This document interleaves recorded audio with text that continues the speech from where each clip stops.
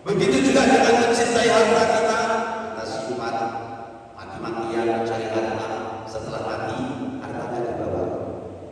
Begitu juga dengan karir jabatan kita mencari sikut kanan sikut kiri mati-matian. Begitu sudah kita dapatkan, meninggal dunia kita tinggalkan. Artinya apa ya bunda? Boleh-boleh saja kita mencintai apa yang kita cintai. Boleh-boleh saja kita mencintai siapa saja, anak cucu keturunan anak istri kita, silakan. Tapi semuanya pasti akan berpisah kita. Oleh sebab itu, sebelum semuanya berpisah dengan kita jadikan keluarga kita, harta kita, pangkat jabatan, tahta kedudukan kita untuk senantiasa kita belajarkan diri jalan Allah Subhanahu wa Ta'ala.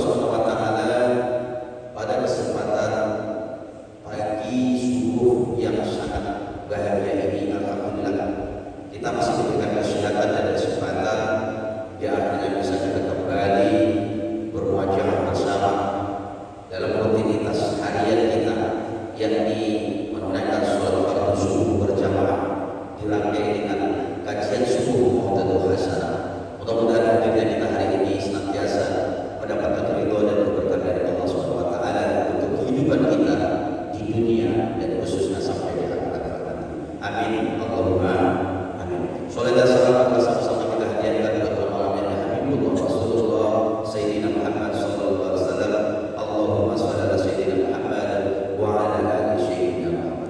Mudah-mudahan dengan senantiasa kita menyampaikan salawat dan salam kepada beliau, menumbuhkan rasa cinta kepada beliau, dan insyaallah kita nanti mendapatkan syafaat yang masyarakat. Amin. Allahumma amin. Bu, Bapak, Pak, masih berada di dunia yang sama? Masih? Bapak Ibu sehat? Sehat. Kok nampaknya badannya aja dan mosok jiwanya kiwala sampai ke kelas 9 nampaknya ya. Libur. Sehat semuanya ya Bunda? Kantong sehat? Alhamdulillah. Ikan sepat, ikan gabus, bukan ikan lele. Semakin cepat semakin bagus. Jangan bertele-tele. Ngaji kita tidak perlu lama-lama. Biasa saya kalau di Islam Center sama Buya Ramadi nggak lama-lama, 3 jam saja. Bapak Ibu ngaji 3 jam sanggup? Sanggup? Saya tak sanggup. Bagi saya mau 3 jam 30 menit 3 menit tak jadi masalah. Yang penting pulang bawa aman. Bukan aman. Baik, ayah bunda yang kami muliakan, tema kajian pada kesempatan Sabtu subuh yang mulia kali ini adalah 3 kepastian di dalam kehidupan. Ada 3. Ibu jangan lewat sisi saya. Maaf, ini bukan kampanye, ya. Nah, kemarin saya pernah dilaporkan ke Panwaslu gara-gara begini. Padahal itu pada saya mengaji. Ada 3 kepastian di dalam hidup.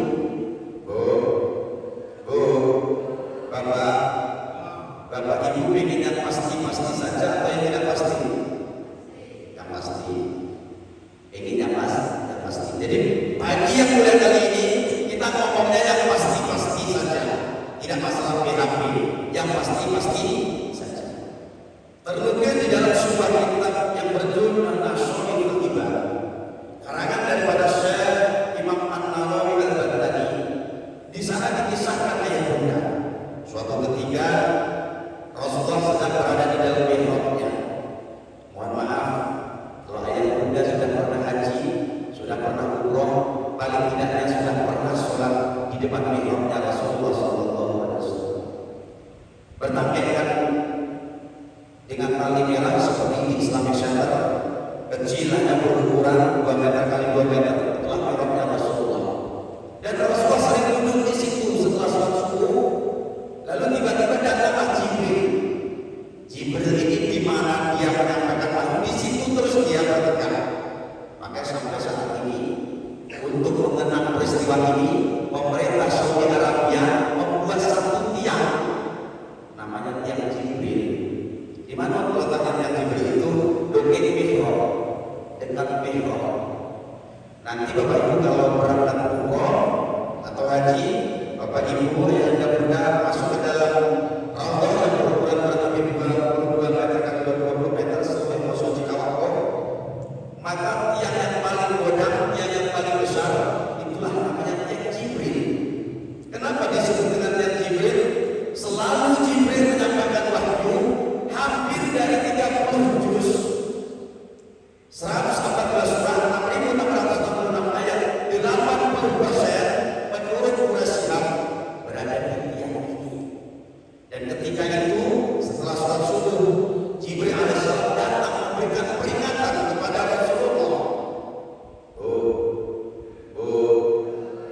Pak, lanjut.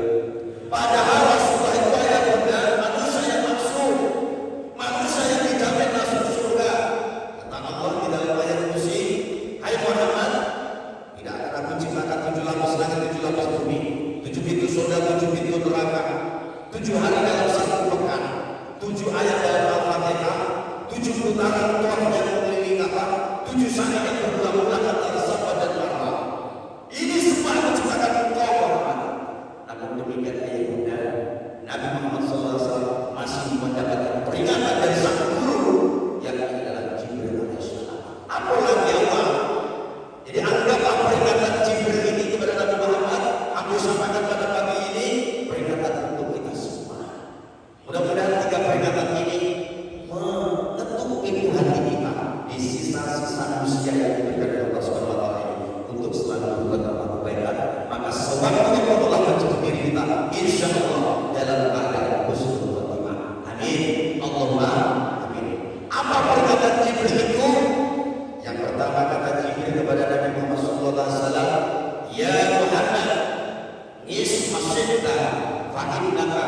mayyitun. Hai Muhammad, hiduplah sesuka hatimu. Hidup di dunia sesuka hatilah Muhammad, kata Jibril. Tapi konon fa innaka mayyitun, engkau pasti akan mati.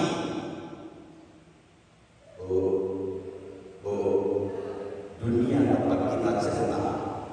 Dunia bukan tempat kita tinggal, tapi dunia tempat kita meninggal.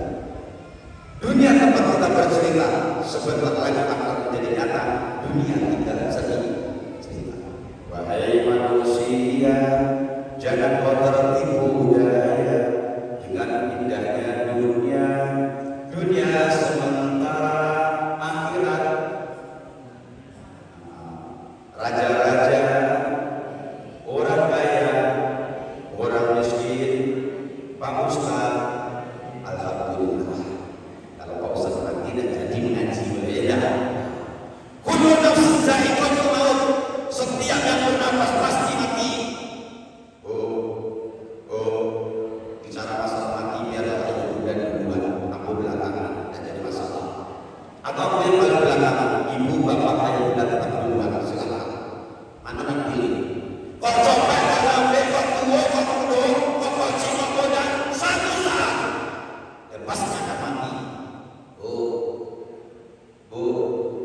Contoh ibu ngaji ngantuk betul ya.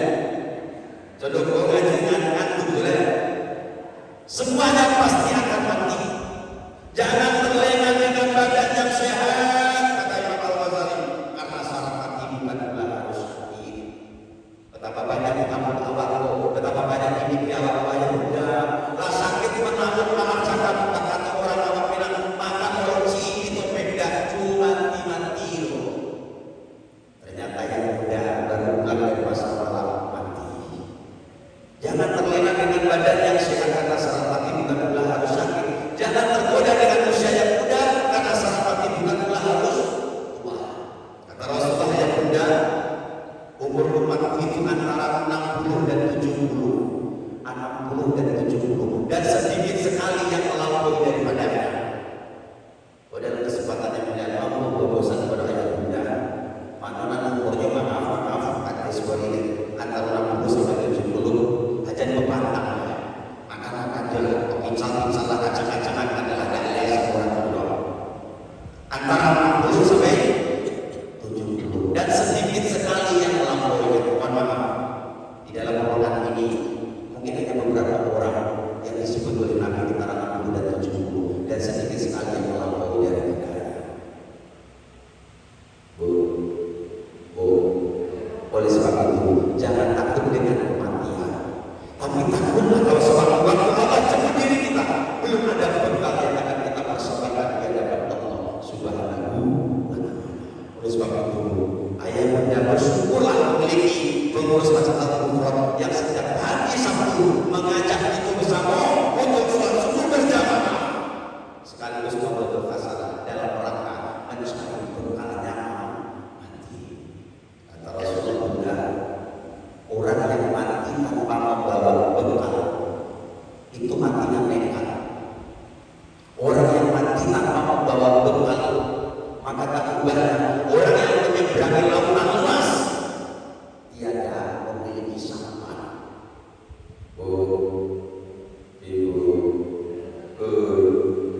Bapak, seandainya begini kok awak tenggelam hanya di sungai Rokan. Sementara di sisi kiri ibu ada obeng 10 kilo, di sebelah kiri ibu ada emas 10 kilo, di sebelah kanan ibu ada kayu satu batang yang ampuh.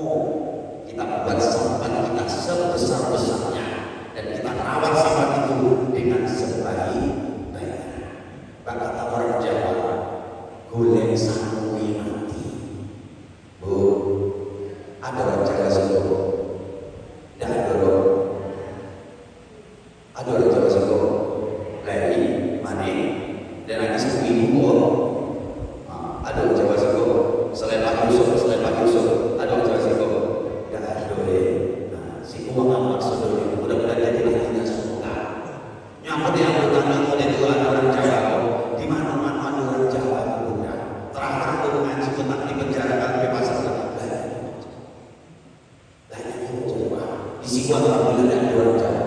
Iya sama ini berbeda Jawa. Baik Allah Subhanahu wa taala. Ini kepastian yang pertama. Hal yang pasti yang pertama, hidup pasti akan mati. Ingat hidup, ingat mati, ingat mati, ingat bekal yang akan dibawa mati. Kata Rasulullah tadi, secerdas-cerdasnya umat adalah mereka yang mau mempersiapkan bekal setelah kematiannya, bukan bekal sebelum kematiannya.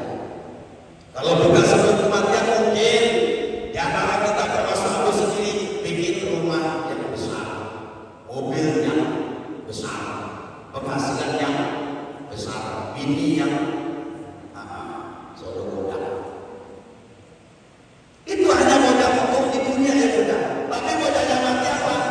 Wal baqiyatus sholihatu khairun 'inda rabbika thawaban wa khairun amala. Ya sampai ngaji di mana-mana kok setiap ngaji di sambil dari Allah. Di situ di Al-Qur'an nama macam dua dunia. Wa khairun amala. Alam bi wa baqiyatus sholihatu khairun 'inda rabbika thawaban wa khairun amala. Amal kebaikan yang selama hidup kita perbuat, dan itulah sebaik-baik harapan di hadapan Allah Subhanahu wa taala. Jadi secerdas-cerdasnya di antara manusia yang muda, bukan yang hebat, bukan yang satu, bukan yang tiga, tidak. Menurut Rasulullah SAW, orang yang cerdas kata beliau adalah orang yang mau mempersiapkan bekal setelah kematiannya. Dan seberuntung-beruntungnya di antara umatku kata Rasulullah adalah mereka yang telah terhenti nafasnya, tetapi amal kebaikan tetap mengalir kepadanya. Seorang haleluya, infak otak sedekah. Apa yang mengalir? Infak sedekah. Ilmu yang bermanfaat, anak yang soleh dan soleh. Mudah-mudahan awalnya mendapatkan ketiga-tiganya. Husnul khotimah. Amin ya rabbal salatullah ala toha salatullah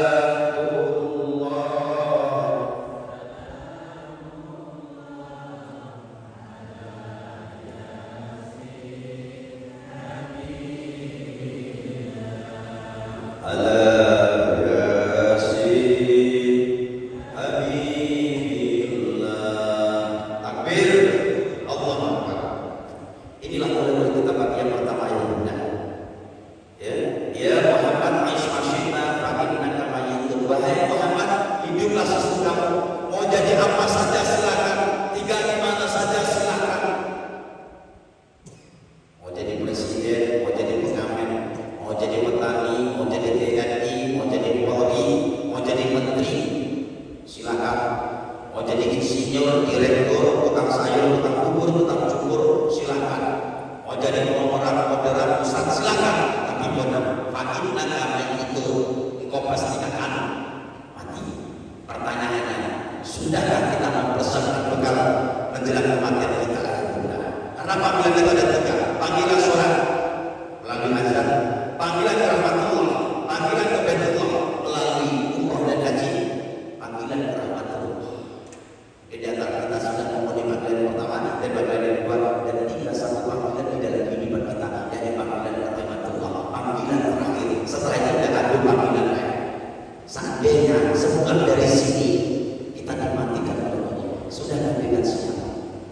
Dengan amal yang kita miliki, dengan dosa yang begitu banyak, maka selalu kita senangkan dalam syariat itu, ilahi ilas tunil firdausi a'la wa la aqwa ala naril jahim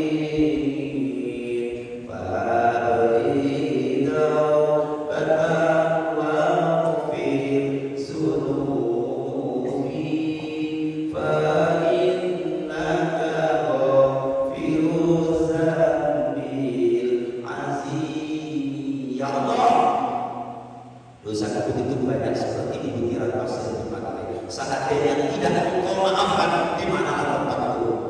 Sesungguhnya hamba tidaklah patut masuk dalam surga, dan hamba takut masuk ke dalam neraka. Oleh sebab itu ada benar Allah Subhanahu wa taala, mari kita mencari bekalnya hidup setelah kematian. Karena manusia itu meliputi dari alam ruh atau alam kandungan. Dan hari ini kita transit di alam dunia 60 sampai 70. Bentar lagi kita transit ke alam barzakh, alam kuburan. Setelah itu dibagikan kembali ke alam akhirat. Di sanalah kehidupan yang nyata, di sanalah kehidupan yang abadi selama-lamanya. Mudah-mudahan kita bisa meraih dunia akhirat. Amin Allahumma amin. Yang kedua, peringatan Jibril kepada Nabi Muhammad SAW, wa ahbib man syi'ta fa innaka mufariquhu. Ya Muhammad, cintailah olehmu siapa saja, cintailah olehmu apa saja, tapi ingat, fa innaka mufariquhu, engkau pasti akan berpisah dengannya. Pak, sudah menjadi kodratnya manusia ingin dicintai dan mencintai. Itu sudah menjadi kodrat kita. Tapi mencintai sesuatu itu janganlah terlalu berlebihan. Boleh saja kita mencintai anak istri kita, boleh saja kita mencintai harta kita, rumah, godang tinggi, otomobil, ini ancam memikir, ini ngomong kejungke, sampai bulu silakan. Tapi kadang suatu saat kita pasti akan berpisah padanya. Boleh ditunggu sepanjang apapun, boleh S1, S2, seterusnya, silakan. Afadhal. Tapi kadang pangkat terakhir adalah almarhum dan almarhumah. Bagaimana caranya dia? Bagaimana caranya Ustaz? Mencintai keluarga, mencintai harta, mencintai karena jabatan. Satu kata Imam Al-Ghazali, kalau kau mencintai keluargamu, didik dan arahkan keluargamu untuk mencari ridho dan taat kepada Allah Subhanahu wa taala. Hari ini Bunda, saat ini sudah mulai liburan. Dikabarkan beberapa hari yang lalu, Ewa 7 boleh longsor habis total sehari semalam 24 jam. Rio Sumatera putus. Dia halau banjir dan hari ini sudah reda. Namun demikian tidak menurunkan orang ini untuk berangkat piknik, untuk berangkat senang itu. Jangan-jangan di antara kita setelah ngaji ini berangkat dulu Betul. Dalam rangka apa? Mencintai anak istri. Betul. Boleh jalan, silakan. Buatlah planning, buatlah jadwalnya, silakan. Begitu juga dengan mencintai harta kita simpan mati-matian mencari harta, setelah mati hartanya dibawa. Begitu juga dengan karir jabatan kita mencari sikut kanan, sikut kiri, mati-matian. Begitu sudah kita dapatkan, meninggal dunia, kita tinggalkan. Artinya apa ya Bunda? Boleh saja kita mencintai apa yang kita cintai. Boleh saja kita mencintai siapa saja, anak cucu keturunan anak istri kita, silakan. Tapi semuanya pasti akan berpisah kita. Oleh sebab itu, sebelum semuanya berpisah dengan kita jadikan keluarga kita, harta kita, pangkat jabatan, tahta kedudukan kita untuk senantiasa kita belanjakan di jalan Allah Subhanahu wa taala. Karena sesungguhnya ayah Bunda, ketika seseorang telah meninggal dunia, Tuhan yang memandikan, mengkafankan, menyolatkan dan menguburkan. Sesungguhnya kata Syekh Hujjatul Islam Imam Al-Ghazali di dalam Ihya Ulumuddin, ada 3 perkara yang mengiringi jenazahnya. 2 yang akan kembali ke dunia, namun 1 yang akan bersaksi kebaikan di dalam kuburnya. Ampunan kebaikan ke dunia itu al-mal, hartanya pulang, rumahnya tinggal, mobilnya tinggal, kebun luasnya tinggal, pangkat kaya jabatannya tinggal. Yang kedua wal-banu, anak istri pulang. Survei saya membuktikan kalau apa-apa ditinggal lama-lama, sedihnya kan lama. Mata sekolah menangis, mata sekolah ketawa. Kalau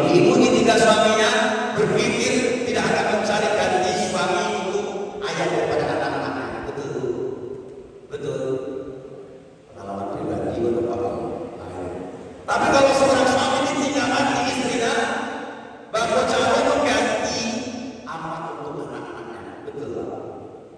Dan aku jujur. Allah Subhanahu wa Ta'ala. Itulah dunia, dan itulah dunia. Ada yang akan abadi. Apa? Suatu saat pasti akan berpisah dengan kita. Setiap ada permulaan, pasti ada akhirat. Setiap pasti ada perjumpaan, pasti ada perpisahan. Kata Buya Allah Subhanahu, bukan perpisahan yang aku sesat, tapi caro yang tak keluar. Apa caro? Kita punya jabatan tidak untuk menolong agama Allah. Kita punya harta tidak untuk menolong agama Allah. Kita punya anak istri bukan menegakkan diri kepada Allah, tapi justru menjauhkan diri kepada Allah Subhanahu. Berbagai budaya yang ini yang kedua. Yang terakhir, yang ketiga, peringatan daripada Jibril kepada Nabi Muhammad SAW adalah wa'al masyita fa'innaka mujzibubi. Sekali lagi saya ulangi, wa'al masyita fa'innaka mujzibubi. Hai Muhammad, beramallah sesuka hatimu, tapi bukan fa'innaka mujzibubi. Di hadapan Allah semuanya pasti ada balasannya. Wa may ya'mal mithqala dzarratin khairan yarah wa may ya'mal mithqala dzarratin syarran yarah. Barang siapa yang berbuat kebaikan walaupun sekecil apapun, pasti dia mendapatkan balasannya. Dan barang siapa yang berbuat maksiat, berbuat dosa walaupun sekecil apapun, pasti mendapatkan balasannya. Kembali Allah tegaskan dalam surah Al-Isra juz 15 ayat yang ke-6, in asantum li anfusikum wa in asantum falaha. Jikalau engkau berbuat baik, sesungguhnya kebaikan itu untuk dirimu kata Allah. Dan apabila engkau berbuat keburukan, berbuat maksiat, berbuat dosa, sesungguhnya dosa itu akan kembali kepada dirimu. Selama ini kita bekerja untuk orang mati-matian, angin tolu, simpan anak, simpan apa sih itu? Simpan kanan, simpan kiri, sepak kanan, sepak kiri, tunjang depan. Untuk apa? Untuk karir dan jabatan. Kerja untuk orang yang kaya, orang tetap yang selingkuh, dosa menembok, amal sedikit, itu pun kita lakukan. Kenapa kita beramal untuk diri sendiri kok tak mati-matian? Maka kata Rasulullah, siapa yang mendengarkan azan, tontu fahalu, godang orang sholat berjamaah, perangkat dengan pasti akan masuk. Itu indah, luar biasa indahnya suara azan berjamaah. As-salatu khairun minan naum. Sholat itu lebih baik daripada tidur. Tapi sebenarnya apa? Hayya 'alas shalah, mari mereka sholat. Hayya 'alal falah, mari kita meraih keberuntungan, mari kita meraih kebahagiaan. Tiba untung, tiba bahagia. Oleh sebab itu Allah Subhanahu wa Ta'ala, kita minta kepada Allah bagi kita dan hadir ihdinas siratal mustaqim. Minta kepada Allah supaya hati kita tetap istiqomah. Karena orang yang istiqomah dia muridku. Mudah-mudahan hati kita istiqomah sampai akhir hidup kita dalam keadaan Rasulullah. Amin ya rabbal alamin. Boleh saja. Tidak sembahyang, tidak amalan, tidak zakat, tidak amalan, tidak puasa, tidak amalan, tidak haji, tidak umrah, tidak apa-apa, tidak baca Quran, tidak apa dulu, tidak wirid, tidak apa dulu. Silakan. Please up to you. Silakan. Tapi kalau faedah kamu sini, sudah pasti ada catatannya di hadapan Allah Subhanahu wa Ta'ala. Bapak Ibu yang berhormat Allah Subhanahu wa Ta'ala, untuk menutup kajian kita kali ini, saya pernah belajar di Pondok Ilmu ini selama 7 tahun.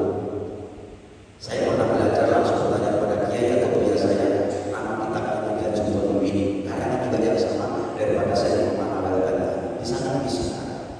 Suatu ketika ada sahabat yang meninggal dunia. Lalu dari kesempatan tersebut, alhamdulillah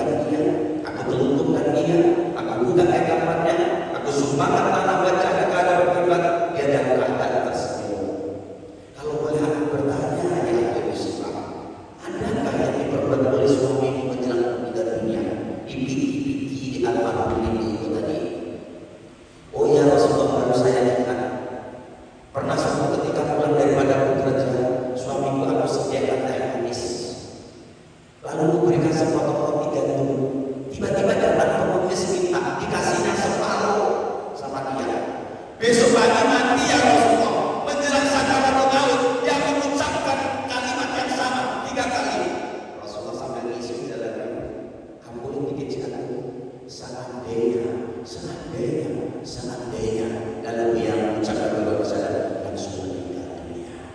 Apa maksudnya Rasulullah seandainya lalu dijabarkan oleh Rasulullah, jangan musibah, ketahuilah engkau, suamimu mengatakan seandainya aku bersedekah bukan setengah bapak mati, lebih banyak lagi. Seandainya aku seorang ini bersedekah lebih banyak, seandainya aku panjang. Ketika itu lagi mati dan keadaan tersenyum yang mudah. Karena kata Rasulullah SAW, umatku akan dimatikan sesuai dengan kebiasaannya. Kalau kebiasaannya berbuat baik, maka mematikan dia dalam kebaikan. Kalau keburukan, mati Allah pada keburukan. Mati dalam bersedekah tersebut. Mengapa dia tersenyum ayah muda? Karena menengok amalan, menengok buku catat amalan, tempatnya dalam surga.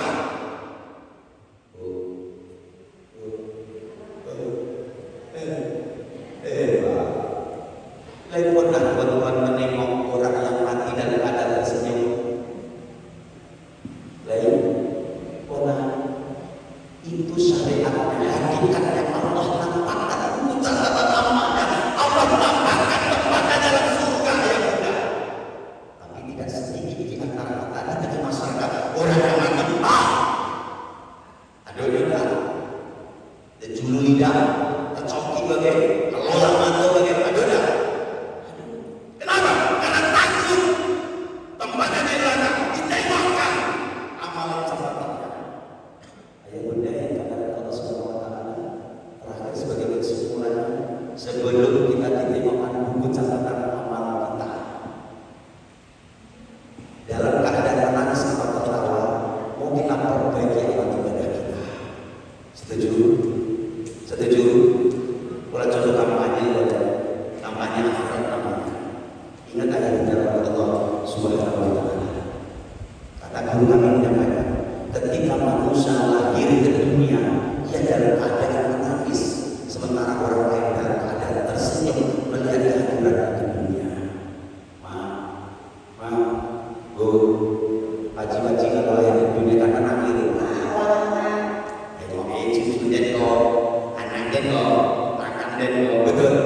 Betul. Kalau dia nangis berarti mati dia, karena tidak ada tanda-tanda kehidupan. Ketika kita lahir ke dunia, kita dalam keadaan menangis, orang lain tersenyum melihat kehadiran kita.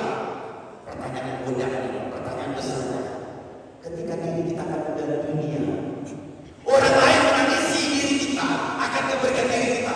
Akankah diri kita tersenyum melihat catatan nama kita? Beda besar kita. Dan orang baru beda besar kita. Dan akan menangis mulai menjelang kematian kita. Bahkan Allah Subhanahu wa Ta'ala di dalam kitab Nur Malam dijelaskan, ada ayat itu yang menangis air mata. Lillahi ta'ala, saya pernah mendapatkannya. Air mata apa? Air mata kesedihan, air mata kebahagiaan. Sedih, betapa banyak dosa yang dilakukan, betapa sakitnya ayat perempuan. Ada juga yang menangis bahagia. Maksud bahagia kenapa? Dosanya sedikit, amalnya telah begitu banyak. Ia itu Allah Subhanahu wa Ta'ala. Ya itu Rasulullah makinna irji ila rabbika radiyatan mardiyah fadkhuli fi ibadi wadkhuli jannati. Wahai jiwa kembali kepada Tuhan dengan hati yang betul-betulnya. Masuklah ke dalam golonganku dan masuklah ke dalam surga. Amin ya rabbal alamin. Ayah bunda yang kami belajar, 3 kepastian inilah oleh kita pada kesempatan kajian subuh kita kali ini. Mudah-mudahan wakona sampai menjelang kematian kita. Kona hidup, kona mati, kona amal bekal yang kita bawa mati. Setuju? Yang kedua, boleh saja kita mencintai apa saja, siapa saja di dunia ini, tapi kona pasti ada masa perpisahan. Dan yang terakhir yang kita pentingnya, jangan main-main, karena semua amal ibadah yang kita lakukan pasti ada balasannya. Mudah-mudahan menjadi ikhtiar dan bermanfaat khususnya kepada saya sendiri. Hadirnya edisi Rasul untuk yang pertama kali di Al-Quran ini, jangan dianggap orang lain. Aku orang Jawa, ini orang Ulu Kendal. Aku bahasa bisa campur-campur. Kawan daripada Ustaz Bobi, dia Al-Isman yang besok kami berdua besok memandu jamaah umroh. Kalau Ustaz Yusuf ini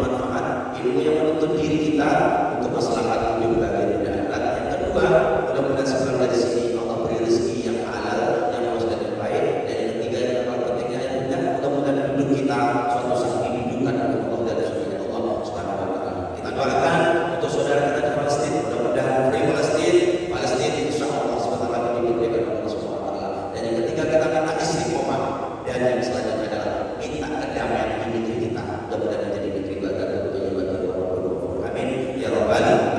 Khususnya ala hadina ala kulli sunnah bi barakati fi dunya wal akhirah.